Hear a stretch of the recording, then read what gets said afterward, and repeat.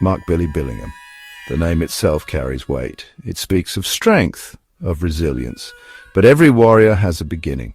His story starts in Walsall, a tough part of Wolverhampton, the Black Country, a place where life wasn't handed to you on a silver platter. You had to fight for every scrap. This environment, raw and uncompromising, was the first training ground for the man he would become. Growing up wasn't easy. Poverty was a constant shadow.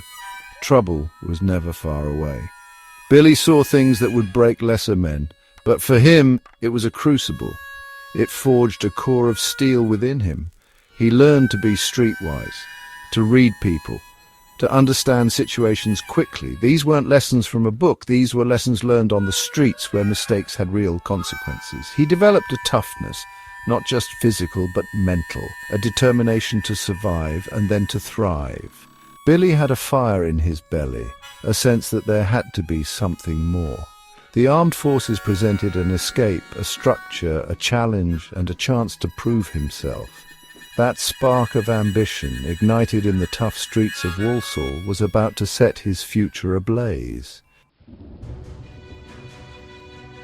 Stepping into the British Army was a shock to the system, but it was the shock Billy needed. The raw energy he possessed, once untamed, now found a focus. Basic training was brutal. It was designed to strip you down, to break you, and then rebuild you.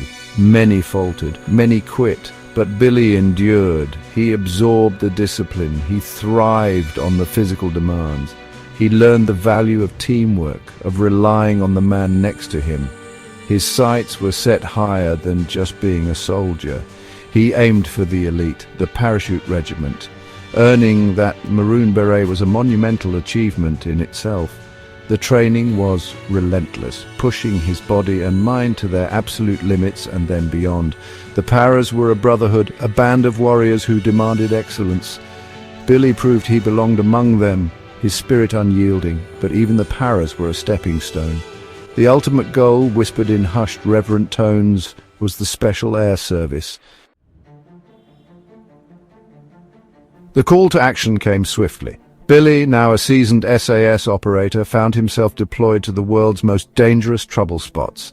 Iraq was a brutal theater of war. The heat, the dust, the constant threat of IEDs and ambushes.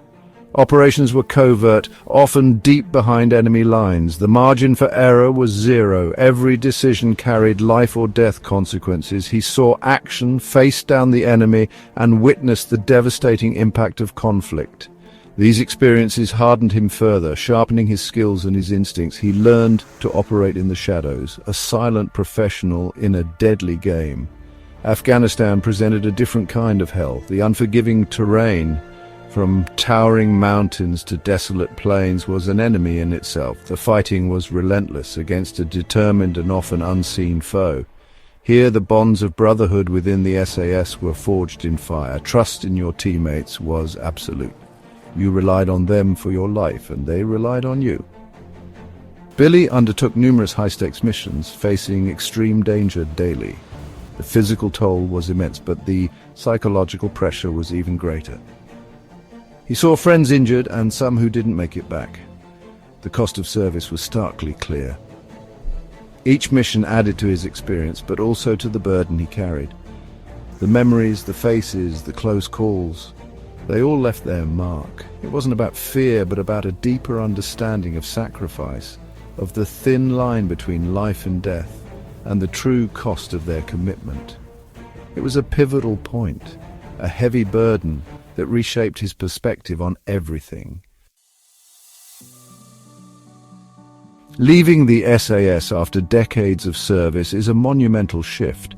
The transition from a world of high-octane operations and constant readiness to civilian life is a challenge many veterans face. For Billy, it meant finding a new purpose, a new way to channel his unique skills and experience. The adrenaline of combat, the camaraderie of the regiment, these things are not easily replaced.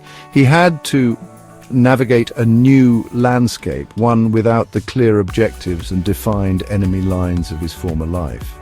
It required a different kind of strength, a different kind of adaptation. But adapt he did. His expertise in close protection, honed over years in the SAS, opened a new door. Billy became a bodyguard to some of the world's biggest celebrities. Hollywood stars like Angelina Jolie, Brad Pitt, Tom Cruise and Kate Moss entrusted their safety to him. This was a different kind of frontline. The threats were still there, but the environment was vastly different. It required constant vigilance, meticulous planning, and the ability to blend into the background while remaining hyper-aware. He was a guardian in the shadows once more, using his tactical acumen to protect others in a world far removed from the battlefield. Then came television, the opportunity to step into the spotlight himself as one of the directing staff on SAS, Who Dares Wins. This platform allowed him to share a glimpse of the rigorous training and mindset required for special forces. He became a familiar face, bringing the secretive world of the SAS into public consciousness, albeit in a controlled way. Today, Billy Billingham's legacy extends far beyond his decorated military career and his time in the celebrity spotlight. He is proof that your beginnings do not define your end.